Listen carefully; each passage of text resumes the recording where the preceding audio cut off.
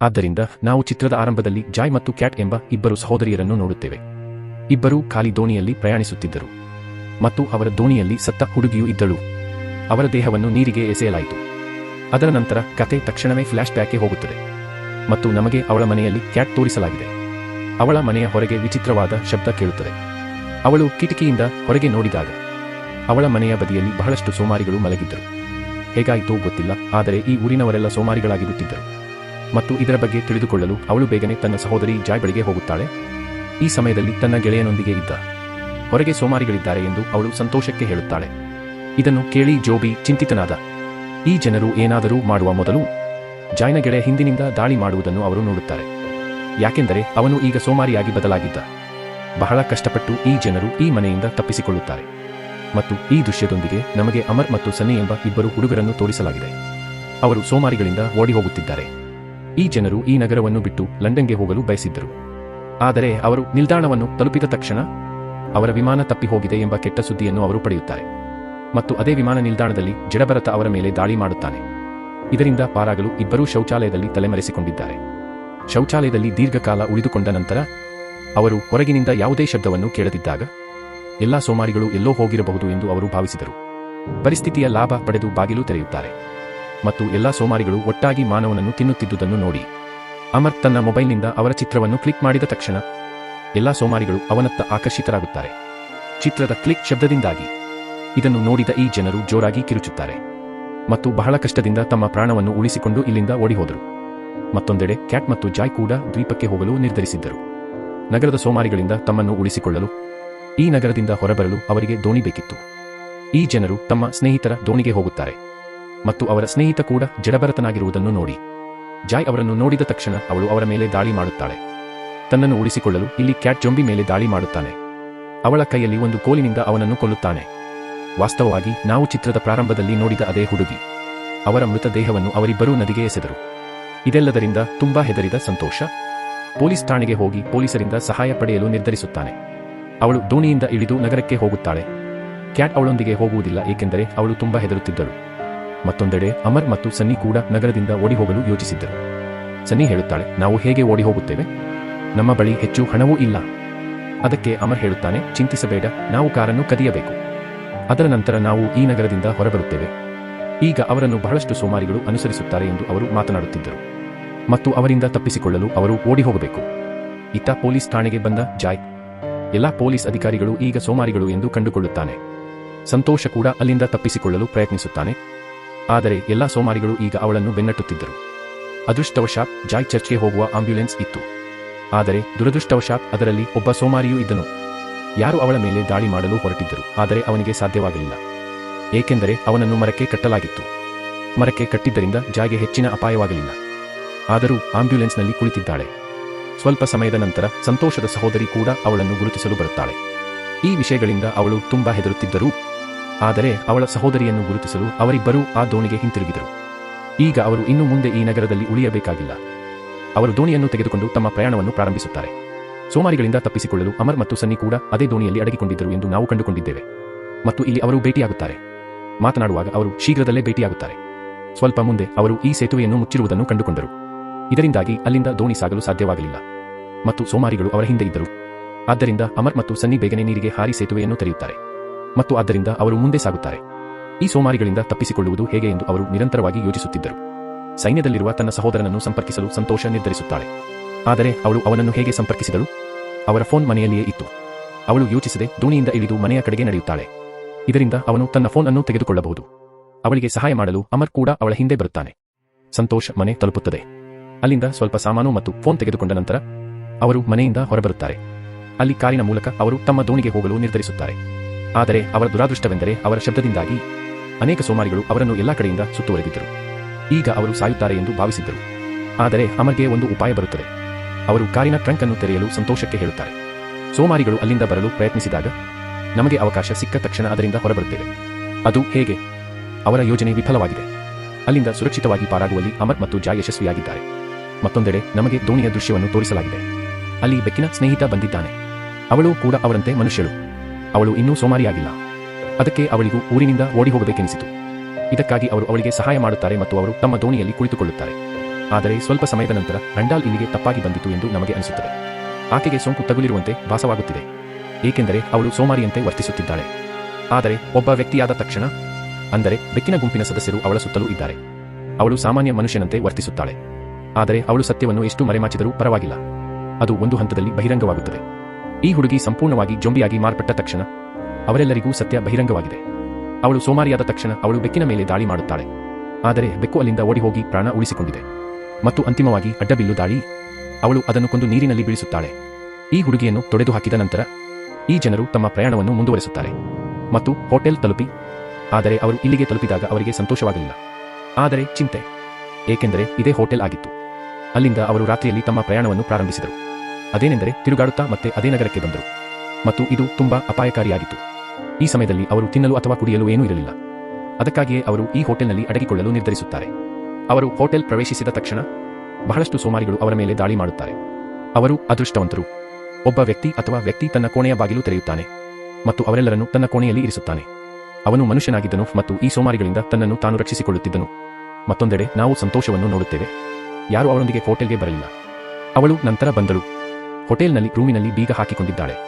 ಅವಳು ಇಲ್ಲಿ ಸ್ನಾನ ಮಾಡುತ್ತಾಳೆ, ಆನಂದಿಸುತ್ತಾಳೆ. ತದನಂತರ ಅವಳ ಕಣ್ಣುಗಳು ಕಿಟಕಿಯಿಂದ ಹೊರಗೆ ಹೋಗುತ್ತವೆ. ಅಲ್ಲಿ ಬಹಳಷ್ಟು ಸೋಮಾರಿಗಳು ಅವಳ ದೋಣಿಯನ್ನು ಹಾಳು ಮಾಡುತ್ತಿದ್ದರು. ಅವಳು ಬೇಗನೆ ಪ್ರವೇಶದ್ವಾರದ ಬಳಿ ಹೋಗುತ್ತಾಳೆ ಮತ್ತು ಈ ಎಲ್ಲಾ ಸೋಮಾರಿಗಳನ್ನು ಅವಳ ಕಡೆಗೆ ಆಕರ್ಷಿಸುತ್ತದೆ. ಅಂತಹ ಸೋಮಾರಿಗಳು ತಮ್ಮ ದೋಣಿಯನ್ನು ಕೊಲ್ಲುತ್ತಾರೆ. ಈ ಹೋಟೆಲ್ನ ಇನ್ನೊಂದು ಕೋಣೆಯಲ್ಲಿ ಅಲ್ಲಿ ಅಮರ್, ಸನ್ನಿ ಮತ್ತು ಗ್ಯಾಟ್ ಸಿಲುಕಿಕೊಂಡರು. ಅವರು ಕೂಡ ಇಲ್ಲಿಂದ ಹೊರಬರಲು ಬಯಸಿದ್ದರು, ಆದರೆ ಬಾಗಿಲು ತೆರೆದು ಹೊರಗೆ ಹೋಗಲು ಸಾಧ್ಯವಾಗಲಿಲ್ಲ. ಆಗ ಅಮರ್ಗೆ ಒಂದು ಉಪಾಯ ಹೊಳೆಯಿತು ಮತ್ತು ಅವನು ಇಲ್ಲಿ ಚಾವಣಿಯನ್ನು ಮುರಿದು ಇನ್ನೊಂದು ಕೋಣೆಗೆ ಹೋಗುತ್ತಾನೆ. ಅಲ್ಲಿ ತುಂಬಾ ಶಾಂತವಾಗಿತ್ತು. ಇಲ್ಲಿ ಸೋಮಾರಿಗಳು ಇರುವುದಿಲ್ಲ ಎಂದು ಅವರು ಭಾವಿಸಿದ್ದರು. ಅದಕ್ಕಾಗಿಯೇ ಅವರು ಬಾಗಿಲಿನಿಂದ ಹೊರಬರುತ್ತಾರೆ. ಆದರೆ ಸೋಮಾರಿಗಳು ಅವರನ್ನು ಇಲ್ಲಿಯೂ ನೋಡಿರುವುದು ಅವರ ಅದೃಷ್ಟ.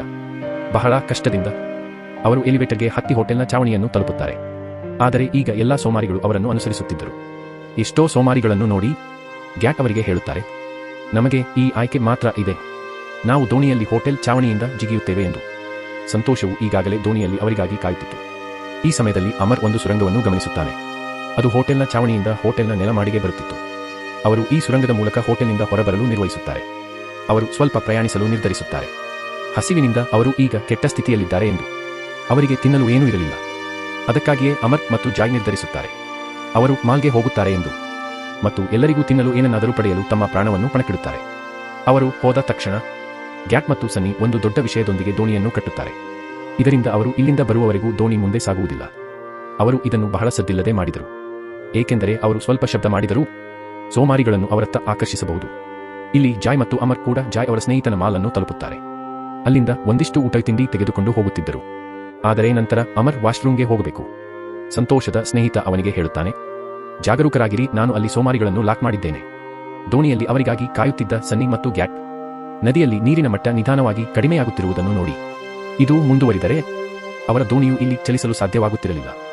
ಅವಳು ಹೋಗಿ ಅಮರ್ ಮತ್ತು ಜಾಯ್ನನ್ನು ಕರೆತರಲು ನಿರ್ಧರಿಸುತ್ತಾಳೆ. ಇದಕ್ಕಾಗಿ ಅವರು ಸನ್ನಿಯನ್ನು ಆಹ್ವಾನಿಸಿದ್ದಾರೆ. ಆದರೆ ಸನ್ನಿ ನಿರಾಕರಿಸುತ್ತಾಳೆ, ಏಕೆಂದರೆ ಅವನಿಗೆ ಕತ್ತಲೆಯ ಫೋಬಿಯಾ ಇದೆ. ಅವನು ಕತ್ತಲೆಗೆ ಹೆದರುತ್ತಾನೆ. ಇದನ್ನು ಕೇಳಿದ ಗ್ಯಾಟ್ ಸನ್ನಿಗೆ ಹೀಗೆ ಹೇಳುತ್ತಾಳೆ, ಸರಿ, ದೋಣಿಯಲ್ಲಿ ನನಗಾಗಿ ಕಾಯಿರಿ. ನಾನು ಬೇಗನೆ ಅಮರ್ ಮತ್ತು ಸಂತೋಷವನ್ನು ಕರೆದುಕೊಂಡು ಇಲ್ಲಿಗೆ ಹಿಂತಿರುಗುತ್ತೇನೆ. ಇಲ್ಲಿ ನಾವು ಅಮರ್ ಮೇಲೆ ದೊಡ್ಡ ಜಡಬರದ ದಾಳಿ ಮಾಡುವುದನ್ನು ನೋಡುತ್ತೇವೆ. ಅವನನ್ನು ಉಳಿಸಲು ಜಾಯ್ ಮತ್ತು ಜಾಯ್ನ ಸ್ನೇಹಿತ ಇಬ್ಬರೂ ಮುಂದೆ ಬರುತ್ತಾರೆ. ಆದರೆ ಈ ಜಡಭರತ ಅಮರ್ ಜೊತೆಗೆ ಜಾಯ್ನನ್ನು ಹಿಡಿಯುತ್ತಾನೆ ಮತ್ತು ಈಗ ಅವರಿಬ್ಬರನ್ನು ಉಳಿಸಲು ಜಾಯ್ನ ಸ್ನೇಹಿತ ತನ್ನ ಬಳಿ ಇರುವ ಚಾಕುವಿನಿಂದ ಸೋಮಾರಿಯ ಮೇಲೆ ದಾಳಿ ಮಾಡಿ ಅವನನ್ನು ಕೊಂದು ಹಾಕುತ್ತಾಳೆ. ಹಿಂದೆ ನಿಂತಿದ್ದ ಗ್ಯಾಟ್ ಕೂಡ ನೋಡಿದ. ಜಾಯ್ ಈ ಮಾಲ್ಗೆ ಬಂದಿರಬೇಕು ಎಂದು ಅವಳು ತಿಳಿದಿದ್ದಳು. ಈಗ ಈ ಶಬ್ದದಿಂದಾಗಿ ಬಹಳಷ್ಟು ಸೋಮಾರಿಗಳು ಇಲ್ಲಿ ಜಮಾಯಿಸಿದ್ದರು ಮತ್ತು ಅವರು ಎಲ್ಲರನ್ನೂ ಸುತ್ತುವರೆದರು. ಮಾಲ್ನ ಹಿಂದಿನ ಬಾಗಿಲಿನಿಂದ ತಪ್ಪಿಸಿಕೊಳ್ಳಲು ಅವರಿಗೆ ಒಂದೇ ಒಂದು ಮಾರ್ಗವಿತ್ತು. ಆದರೆ ಅವಳ ಕಿಲಿಗಳು ನೆಲಮಾಳಿಗೆಯಲ್ಲಿವೆ ಮತ್ತು ನೆಲಮಾಳಿಗೆಯಲ್ಲಿ ಜಾಯ್ನ ಸ್ನೇಹಿತ ಅನೇಕ ಇತರ ಸೋಮಾರಿಗಳನ್ನು ಸಹ ಲಾಕ್ ಮಾಡಿದ್ದಾನೆ. ಅಲ್ಲೇ ಊಟ ಮಾಡುತ್ತಿದ್ದಾಳೆ ಅನಿಸುವಂತೆ. ಈಗ ಗ್ಯಾಟ್ ತನ್ನ ಮನಸ್ಸನ್ನು ಇಲ್ಲಿ ಇರಿಸಿದೆ ಮತ್ತು ಚಾಕುವಿನಿಂದ ಅವಳು ಎಲ್ಲಾ ಸೋಮಾರಿಗಳನ್ನು ತನ್ನ ಕಡೆಗೆ ಆಕರ್ಷಿಸಲು ಪ್ರಾರಂಭಿಸುತ್ತಾಳೆ. ಇದರ ಲಾಭ ಜಾಯ್ ಮತ್ತು ಅವಳ ಸ್ನೇಹಿತ ನೆಲಮಾಳಿಗೆಗೆ ಹೋಗಲು ಅವಕಾಶವನ್ನು ಪಡೆಯಿರಿ. ಅವರು ಕಿಲಿಯೊಂದಿಗೆ ಮೇಲಕ್ಕೆ ಹಿಂತಿರುಗುತ್ತಾರೆ. ಸೋಮಾರಿಗಳ ವಿರುದ್ಧ ಹೋರಾಡಿದ ನಂತರ ಅವರು ಇಲ್ಲಿಂದ ಹೊರಬರಲು ಪ್ರಯತ್ನಿಸಿದ ತಕ್ಷಣ ಜಾಯ್ನ ಸ್ನೇಹಿತ ಮೋಸ ಮಾಡಿದ್ದಾನೆಂದು ಅವರು ಕಂಡುಕೊಳ್ಳುತ್ತಾರೆ. ಈ ಕಿಲಿಯಿಂದ ಅವಳು ಒಬ್ಬಳೇ ಇಲ್ಲಿಂದ ಹೊರಬಂದಳು ಮತ್ತು ಈ ಮಾಲ್ಗೆ ಬೀಗ ಹಾಕಿದಳು ಮತ್ತು ಅವಳು ಯಾವಾಗಲೂ ಸಂತೋಷದ ಬಗ್ಗೆ ಅಸೂಯೆ ಪಡುತ್ತಿದ್ದಳು. ಜಾಯ್ ಅವರ ಬುದ್ಧಿವಂತಿಕೆ ಮತ್ತು ಸೌಂದರ್ಯದಿಂದಾಗಿ ಅವಳು ಜೀವನದಲ್ಲಿ ತನ್ನ ಸ್ನೇಹಿತ ಬಯಸಿದ್ದೆಲ್ಲವನ್ನು ಪಡೆದಳು ಮತ್ತು ಈ ಎಲ್ಲಾ ವಿಷಯಗಳಿಗಾಗಿ ಅವಳು ಸಂತೋಷದ ಮೇಲೆ ಸೇಡು ತೀರಿಸಿಕೊಳ್ಳುತ್ತಾಳೆ. ಈಗ ಇದು ತನ್ನ ಜೀವನದ ಕೊನೆಯ ದಿನ ಎಂದು ಅವಳು ಭಾವಿಸಿದಳು. ಏಕೆಂದರೆ ಪ್ರತಿ ಸೆಕೆಂಡಿಗೆ ಸೋಮಾರಿಗಳು ಅವಳ ಕಡೆಗೆ ಬರುತ್ತಿದ್ದರು. ಆದರೆ ಆಕೆಯ ಅದೃಷ್ಟ ಯಾರೋ ಹೊರಗಿನಿಂದ ಬಾಗಿಲು ತೆರೆದರು. ಅದು ಬೇರೆ ಯಾರೂ ಅಲ್ಲ, ಸನ್ನಿ. ತನ್ನ ಭಯವನ್ನು ನಿಯಂತ್ರಿಸಿ ಅವಳನ್ನು ಉಳಿಸಲು ಯಾರೋ ಇಲ್ಲಿಗೆ ಬಂದರು. ಹೊರಗಿನಿಂದ ಮಾಲ್ನ ಬಾಗಿಲು ತೆರೆದರು. ಈ ಕಾರಣದಿಂದಾಗಿ ಈ ಜನರು ಹೊರಗೆ ಬಂದು ಮತ್ತೆ ಈ ಬಾಗಿಲನ್ನು ಲಾಕ್ ಮಾಡುತ್ತಾರೆ ಮತ್ತು ಈ ರೀತಿಯಾಗಿ ಸೋಮಾರಿಗಳು ಒಳಗೆ ಸಿಕ್ಕಿಹಾಕಿಕೊಳ್ಳುತ್ತಾರೆ. ಈ ಜನರು ದೋಣಿಗೆ ಹೋಗಿ ತಮ್ಮ ಪ್ರಯಾಣವನ್ನು ಮುಂದುವರೆಸುತ್ತಾರೆ. ನಡೆದು ಹೋಗುವಾಗ ನದಿಯಲ್ಲಿ ಇನ್ನೊಂದು ದೋಣಿ ಕಾಣಿಸುತ್ತದೆ. ಅವರ ದಾರಿಯನ್ನು ತಡೆದ ದೋಣಿ. ಸಂತೋಷನು ಹೋಗಿ ಆ ದೋಣಿಯನ್ನು ಇಲ್ಲಿಂದ ತೆಗೆದುಹಾಕಲು ಪ್ರಯತ್ನಿಸಿದನು.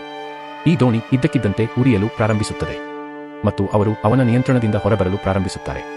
ಆಗ ಅಮರ್ ಈ ದೋಣಿಯನ್ನು ನಿಯಂತ್ರಿಸಲು ಅವಳಿಗೆ ಸಹಾಯ ಮಾಡುತ್ತಾನೆ.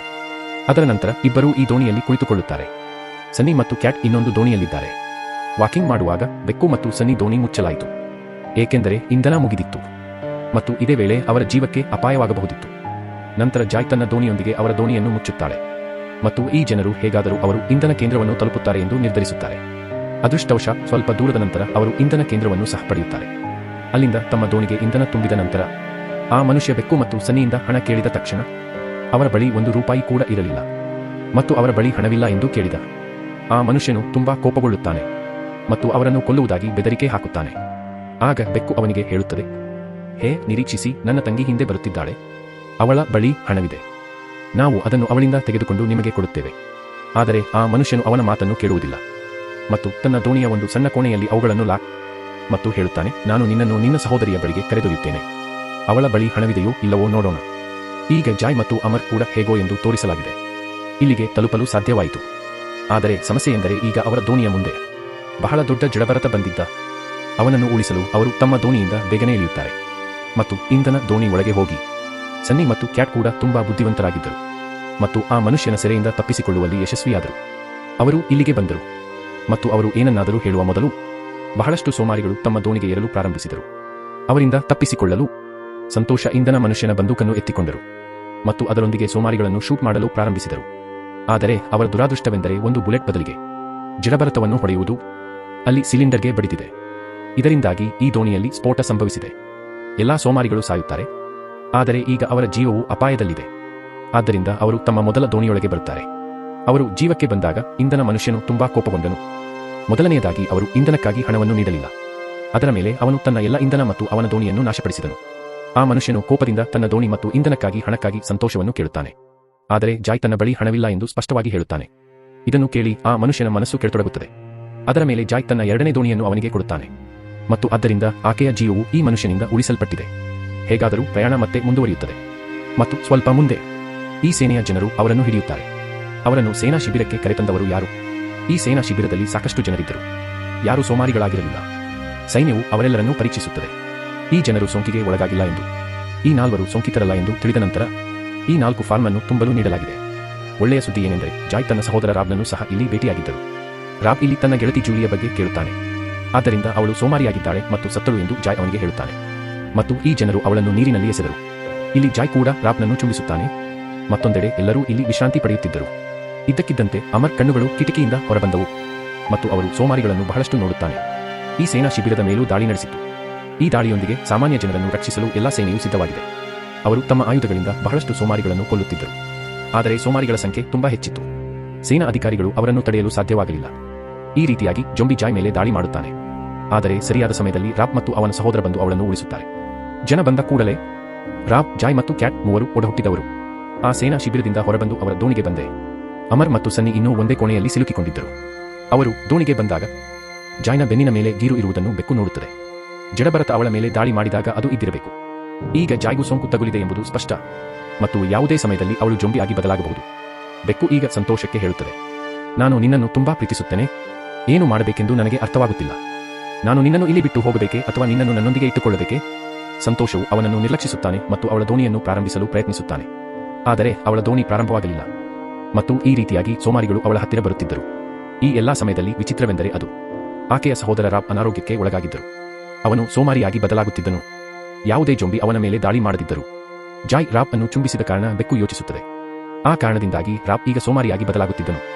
ಆದರೆ ಇನ್ನೊಂದು ವಿಚಿತ್ರವೆಂದರೆ ಅದು ಸಂತೋಷವು ಸ್ವತಃ ಜೊಂಬಿಯಾಗಿ ಬದಲಾಗುತ್ತಿರಲಿಲ್ಲ. ಕ್ಯಾಟ್ಗೆ ಇದೆಲ್ಲವನ್ನು ಅರ್ಥ ಮಾಡಿಕೊಳ್ಳಲು ಸಾಧ್ಯವಾಗಲಿಲ್ಲ. ಜಾಯ್ ತನ್ನ ಗೆಳೆಯನೊಂದಿಗೆ ಮನೆಯಲ್ಲಿದ್ದಾಗ ಅವಳು ನೆನಪಿಸಿಕೊಳ್ಳುತ್ತಾಳೆ. ಅವಳು ತನ್ನ ಗೆಳೆಯನನ್ನು ಚುಂಬಿಸಿದಳು. ತದನಂತರ ಆಕೆಯ ಗೆಳೆಯ ಜಡಭರತನಾಗಿ ಬದಲಾದ. ಆದರೆ ಅವಳು ಸೋಮಾರಿಯಾಗಿ ಬದಲಾಗಲಿಲ್ಲ ಎಂಬುದು ಸ್ಪಷ್ಟವಾದ ಅರ್ಥವಾಗಿತ್ತು. ಬೆಕ್ಕು ತನ್ನ ಬೆನ್ನಿನ ಮೇಲೆ ನೋಡಿದ ಗೀರು, ಅದು ಬಹುಶಃ ಈಗಾಗಲೇ ಅವಳ ದೇಹದ ಮೇಲೆ ಇತ್ತು. ಅವಳು ಸ್ವತಃ ಸೋಮಾರಿಯಾಗಿ ಬದಲಾಗಲಿಲ್ಲ, ಏಕೆಂದರೆ ಆಕೆಯ ರೋಗನಿರೋಧಕ ಶಕ್ತಿ ಉತ್ತಮವಾಗಿತ್ತು. ಆದರೆ ಅವಳು ಯಾರ ಹತ್ತಿರ ಇದ್ದಳು? ಅವಳು ಅವನಿಗೆ ಸೋಂಕು ತಗುಲಿದಳು ಮತ್ತು ಅವನನ್ನು ಜೊಂಬಿಯನ್ನಾಗಿ ಮಾಡಿದಳು. ಅಲ್ಲಿ ರಾಬ್ ಈಗ ಸಂಪೂರ್ಣವಾಗಿ ಜಡಭರತನಾಗಿ ಬದಲಾಗಿದ್ದಾನೆ. ಅವನು ಇಬ್ಬರ ಮೇಲೆ ದಾಳಿ ಮಾಡುತ್ತಾನೆ. ಆದರೆ ಸರಿಯಾದ ಸಮಯದಲ್ಲಿ ಅಮರ್ ಮತ್ತು ಸನಿ ಇಲ್ಲಿಗೆ ಬರುತ್ತಾರೆ. ರಾಬ್ ಜೊತೆಗೆ ಇಲ್ಲಿರುವ ಎಲ್ಲಾ ಸೋಮಾರಿಗಳ ಮೇಲೆ ದಾಳಿ ಮಾಡಿದ ನಂತರ ಅವರು ತಮ್ಮ ದೋಣಿಗೆ ಹಿಂತಿರುಗುತ್ತಾರೆ. ಏತನ್ಮಧ್ಯೆ ಅವರು ಮತ್ತೆ ಈ ಸೋಮಾರಿಗಳಿಂದ ತಮ್ಮ ಪ್ರಾಣವನ್ನು ಉಳಿಸಿಕೊಳ್ಳಬೇಕಾಯಿತು. ಮತ್ತು ಈ ಜನರು ಈ ನಗರದಿಂದ ಹೊರಬರುವಲ್ಲಿ ಯಶಸ್ವಿಯಾದರು. ಅವರು ಇಲ್ಲಿಯವರೆಗೆ ಸಂತೋಷವನ್ನು ತಮ್ಮೊಂದಿಗೆ ಇಟ್ಟುಕೊಂಡಿದ್ದರು, ಏಕೆಂದರೆ ಅವಳು ಸೋಮಾರಿಯಾಗಿ ಬದಲಾಗಿರಲಿಲ್ಲ. ಅವಳು ಇತರರಿಗೆ ಸೋಂಕು ತಗುಲುತ್ತಿದ್ದರು. ಈ ಜನರಿಗೆ ಅವರು ಜಾಗೆ ಯಾವುದೇ ಬೆದರಿಕೆ ಇಲ್ಲ ಎಂದು ತಿಳಿದಿದ್ದರು. ಮತ್ತು ಈ ನಾಲ್ಕನ್ನು ಒಟ್ಟಿಗೆ ತೋರಿಸುವುದು. ಈ ಕತೆ ಇಲ್ಲಿಗೆ ಮುಗಿಯುತ್ತದೆ.